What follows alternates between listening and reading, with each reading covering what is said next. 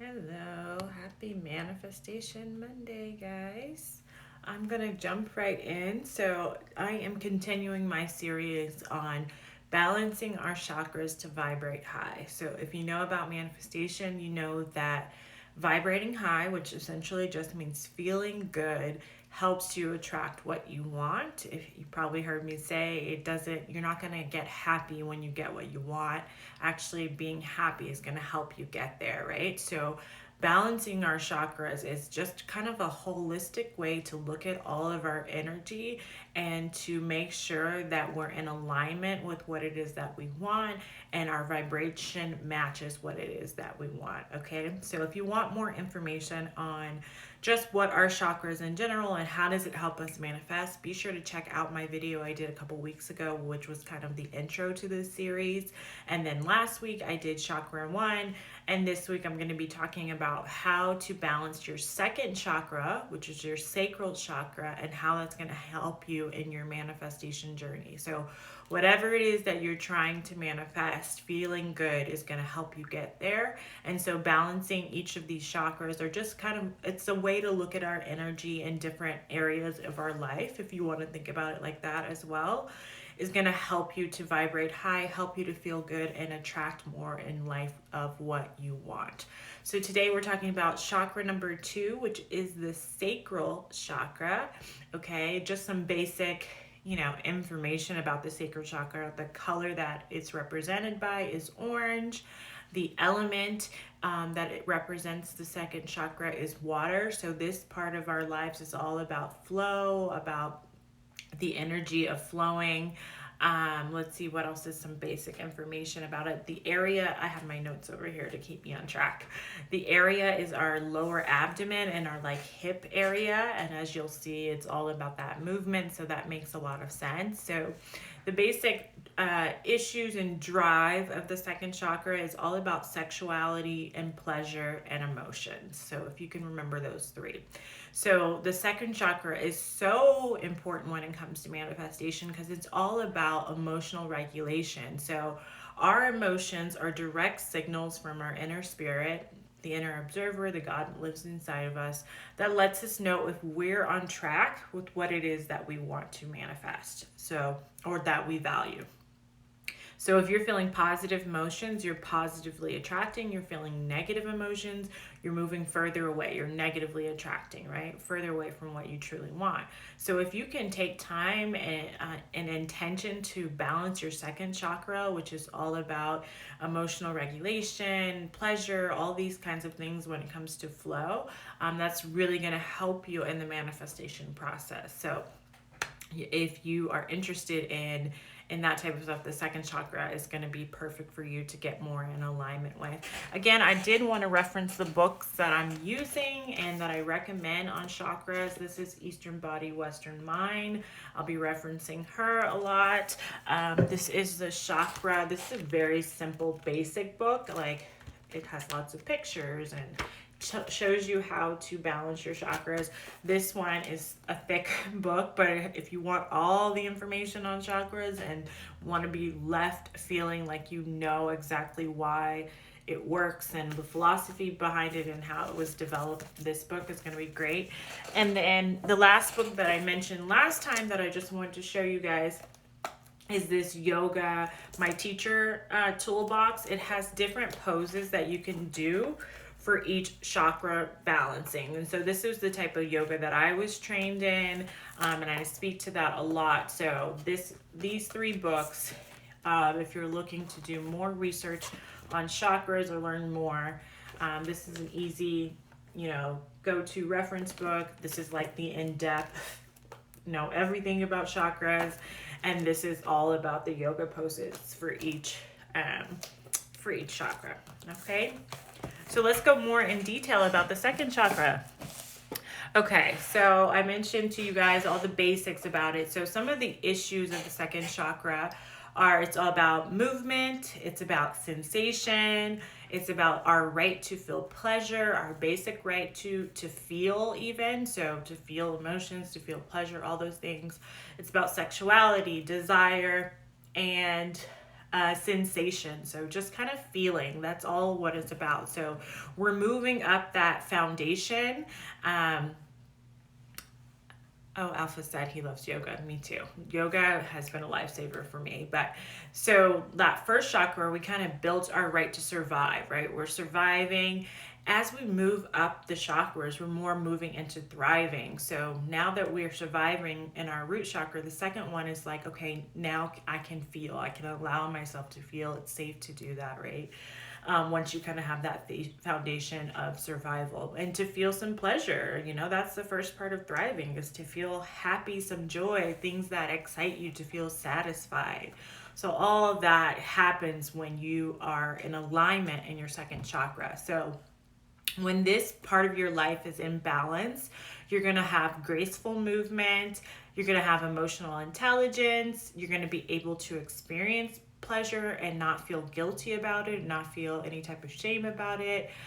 You will be able to nurture yourself and to nurture others. You're going to have healthy boundaries, and just like water, you're going to have like an easy ability to change and to flow. So when this chakra is in balance, you're really experiencing an energetic flow feeling, in your ability to feel, but not in excess, in your ability to move, and in your ability to really allow yourself that self-satisfaction, that self-gratification. This chakra is all about self-gratification, okay?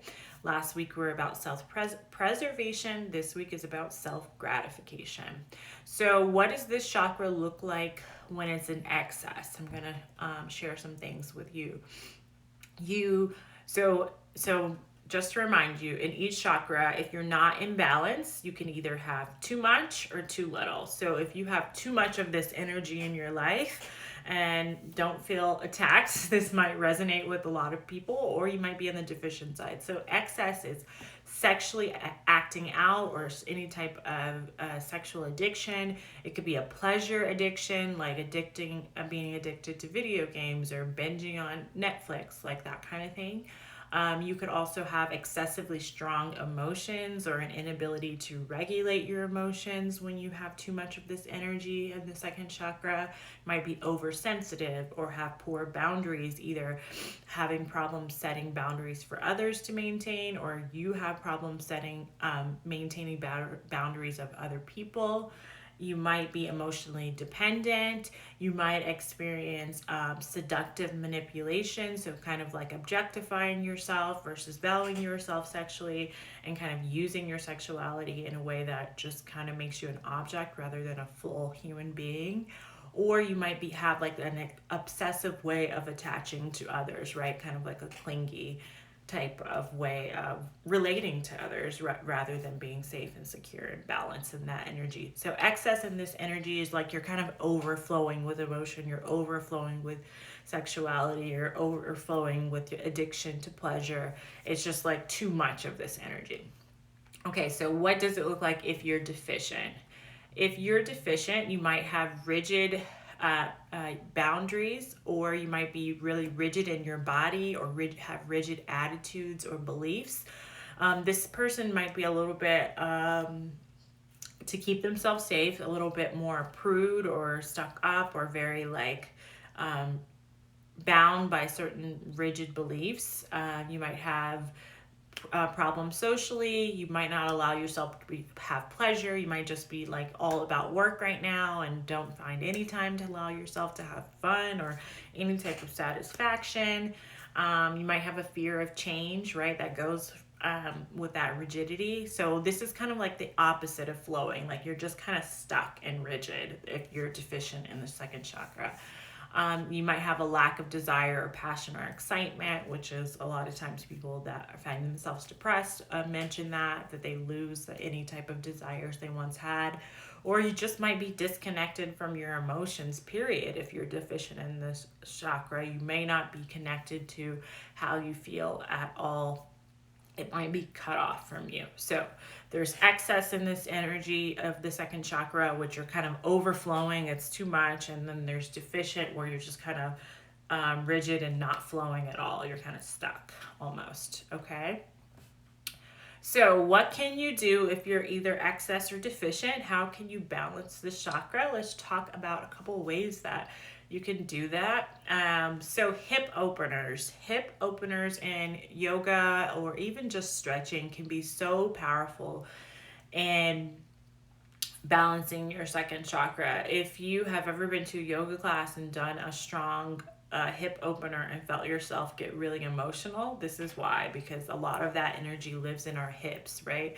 That's where, we have the movement, that's where we give birth to our babies, that's where, the pelvis is where we, all that sexual energy. So all that energy and emotional energy lives there. So if you can do hip openers, let's say if you're deficient, hip openers are going to be really helpful for you. And if you are excess, some hip closing poses are going to be more helpful, more containing, more structured poses to kind of help you in your body practice holding those boundaries and holding yourself. Whereas if you're really rigid, those practices in your body in a very safe way, you can practice opening up at a space that works for you. Okay, so the hip openers are really, and closers, I guess, are really helpful in balancing this type of energy. Another thing you can work on if you feel like you need some alignment in this chakra is working on your boundaries. So, setting healthy boundaries. Let's say you're excess in this chakra and you maybe allow people to walk all over you, or you give away too much to men in relationships. This can be, your practice might be setting healthy boundaries. Like, what do you need in each relationship to feel safe? And how can you hold on to those boundaries in a way that feels good, flexible, but feels like you're still respecting yourself? Or you can also practice things like assertive communication, and that's going to help you learn how to set boundaries as well. Of course, if you are struggling with addiction, any type of addiction when it comes to the second chakra, getting treatment for that and then finding ways to be around others that are recovering from that is going to be really helpful to help you kind of just face it. I know some people don't even realize that they have problems with addiction until they look at this chakra and see maybe they have a little bit of excess energy there. If you're deficient in the second chakra, I want you to schedule out your pleasure. I want you to take time at the beginning of your week or beginning of your month even, and say, okay, this is when I'm going to do things for myself for fun. This is when I'm not going to work. This is not when I'm going to take care of the kids. This is not when I'm going to be everything for everybody else. This is going to be my time for myself, and not to just relax, not to just have calmness, but to have some fun, have some joy, have some laughs, bring some light, some more energy into your life besides just the day-to-day in and out, right? So schedule that out. I have a manifestation planner printable that can help you with that. It incorporates everything I usually talk about. It's either linked in my bio on Instagram, or it'll be in the description on YouTube. So that can help you with that kind of planning as well. Then there's also dancing and flow. Any kind of dance that's going to help you with hip movement and flowing and just getting into a flow. It's going to be really helpful. Or you could do yoga flow, anything that helps you build fluidity in your body. So when we practice things physically, it helps us bring them into our lives in other ways, not just metaphorically, but even, I guess, literally, really. It really helps us solidify, first taking things in a very practical way, like in our bodies through dance or yoga. And then once you learn that, you can apply it to other areas of your life, not just physical parts, like your mental life as well as your spiritual life. Okay, this is another one that's really, really important, that is very easy to do to balance your second chakra. Drink more water. A lot of us are walking around here dehydrated, and the basic element of this chakra is water. So the more that you can be fluid, even on a very cellular level, the more you're going to feel balance in this energy in this chakra. And a lot of us don't even know how much our emotions are impacted by being dehydrated, and it impacts us in so many ways. It's kind of like sleep. Those two things that we kind of take for granted but impact us on probably every area of life. Okay, and so if you're balancing this chakra, drinking more water is going to be really helpful for you as well.